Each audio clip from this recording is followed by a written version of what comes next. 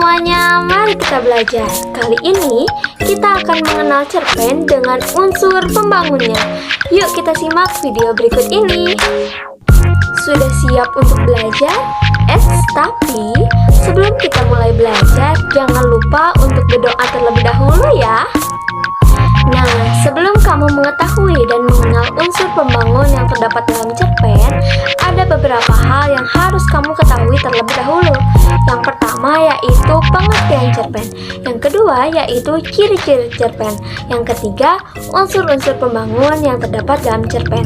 Dan yang keempat, ada latihan soal yang harus kamu kerjakan setelah menonton video berikut ini. Yuk disimak dengan baik ya. Menurut Sutardi, cerpen adalah rangkaian peristiwa yang terjalin menjadi satu yang di dalamnya terjadi konflik antar tokoh atau dalam diri tokoh itu tersendiri dalam latar maupun dalam alur. Peristiwa dalam cerita itu berwujud hubungan antar tokoh, tempat, dan waktu yang membentuk satu kesatuan. Berdasarkan uraian, dapat disimpulkan bahwa cerpen yaitu adalah prosa berisi gagasan, pikiran, pengalaman yang diimajinasikan dan membentuk sebuah peristiwa dengan satu peristiwa di suatu puncak. Baik, untuk pengertian yang kedua, yaitu menurut Kamus Besar Bahasa Indonesia atau KBBI mengatakan bahwa cerpen ialah sastra kiasan pendek atau kurang dari 10.000 kata yang memberikan kesan tunggal yang dominan dan memusatkan diri pada satu tokoh dalam satu situasi atau suatu ketika. Lalu ada ciri-ciri cerpen yang perlu kamu ketahui. Yang pertama, cerpen memiliki jumlah kata yang tidak lebih dari 10.000 kata.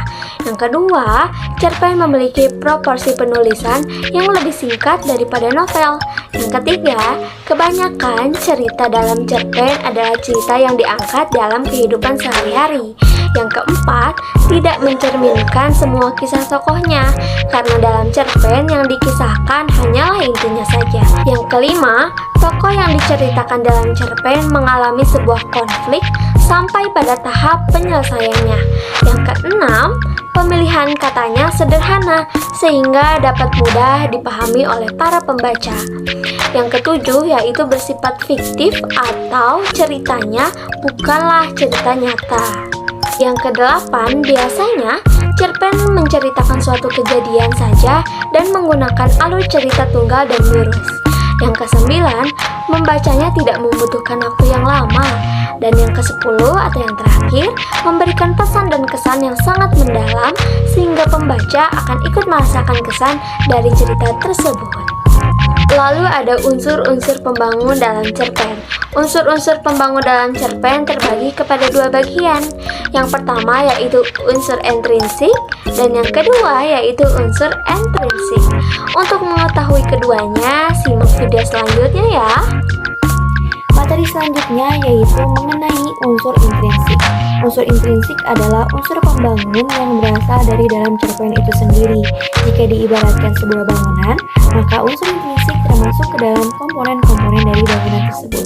Jadi apa saja sih yang termasuk ke dalam unsur intrinsik? Yang pertama ada tema. Tema ini jarang dituliskan secara tersurat oleh pengarang. Jika kita ingin merumuskan tema, kita harus mengetahui dulu apa saja rangkaian peristiwa dan bagaimana alur yang membentuk dari sebuah cerpen itu. Dengan kata lain, tema merupakan ide atau gagasan yang melatar belakangi keseluruhan dari cerita pendek tersebut. Yang kedua, ada penokohan. Penokohan ini adalah cara pengarang menggambarkan dan mengembangkan karakter dari tokoh-tokoh yang ada dalam cerpen tersebut. Yang ketiga, yaitu alur. Alur ini merupakan pola pengembangan cerita yang terbentuk dari hubungan sebab akibat atau juga bersifat kronologis. Pola-pola pengembangan itu harus mudah dipahami, menarik, dan juga logis. Biasanya di dalam cerita pendek, alurnya ada yang berbelit-belit, ada yang sederhana, dan tidak jarang juga dengan penuh kejutan di dalamnya. Yang keempat ada latar. Latar atau setting meliputi tempat, waktu, dan peristiwa yang digunakan dalam suatu cerita. Yang kelima Gaya bahasa dalam cerita. Penggunaan bahasa berfungsi untuk menciptakan suatu nada atau suasana persuasif serta merumuskan dialog yang mampu memperlihatkan hubungan dan interaksi antara sesama tokoh. Dan yang keenam, sudut pandang. Sudut pandang merupakan strategi yang digunakan oleh pengarang cerpen untuk menyampaikan ceritanya. Dan yang terakhir ada amanat. Amanat merupakan pesan yang hendak disampaikan pengarang. Amanat dalam cerpen umumnya bersifat tersirat. Unsur ekstrinsik yaitu ada 3. Yang pertama, latar belakang masyarakat. Yang termasuk ke dalam latar belakang masyarakat adalah ideologi negara, kondisi politik, kondisi sosial, dan kondisi ekonomi. Yang kedua, latar belakang penulis. Yang termasuk ke dalam latar belakang penulis adalah riwayat hidup penulis, kondisi psikologis, dan aliran sastra penulis. Yang ketiga, nilai yang terkandung dalam cerpen. Nilai yang merupakan unsur ekstrinsik adalah nilai agama, nilai sosial, dan lain-lain. Itulah materi mengenai unsur-unsur pembangun yang terdapat dalam cerpen. Semoga video ini bermanfaat ya.